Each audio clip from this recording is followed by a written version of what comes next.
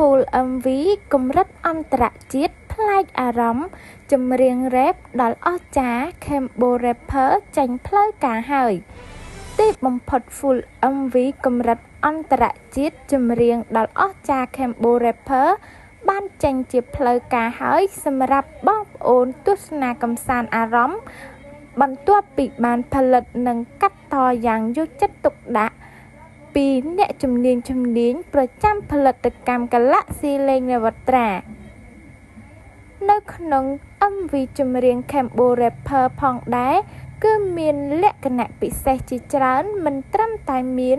គ្រូបង្វឹកចំនួន4រូបដែលមានទេពកោសល្យខាងផ្នែកចម្រៀងរាប់ឆ្នាំបានពួតដៃគ្នាច្រៀងក្នុងបទចម្រៀងតែមួយប៉ុណ្ណោះទេសូម្បីតែអត្ថន័យនៅក្នុងបទចម្រៀងនេះក៏បញ្ជាក់គ្រប់បែបយ៉ាងពីការចូលរួម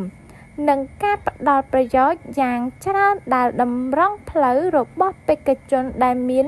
បំណងចង់ក្លាយទៅជាតារាចម្រៀងរ៉េបអាជីពយ៉ាងពិតប្រាកដ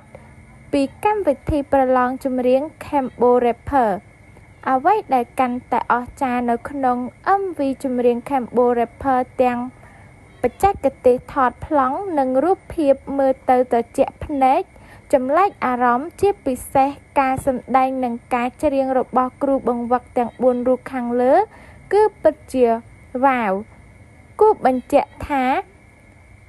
កម្មវិធីប្រឡងចម្រៀងរ៉េប Kembo Rapper នឹងចាប់ផ្ដើមដំណើរការប្រកួតសប្តាហ៍ទី1នៅថ្ងៃទី24ខែតុលាឆ្នាំ2025និងផ្សាយផ្ទាល់លើកញ្ចក់ទូរទស្សន៍ CTN ចាប់ពីម៉ោង8យប់តទៅ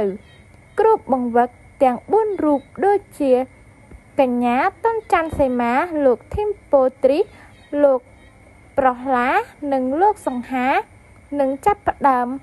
បេសកកម្មជ្រើសរើសបេក្ខជនដែលខ្លួនស្រឡាញ់ពេញចិត្តដើម្បីយកមកដុសខាត់និងសមត្ថភាព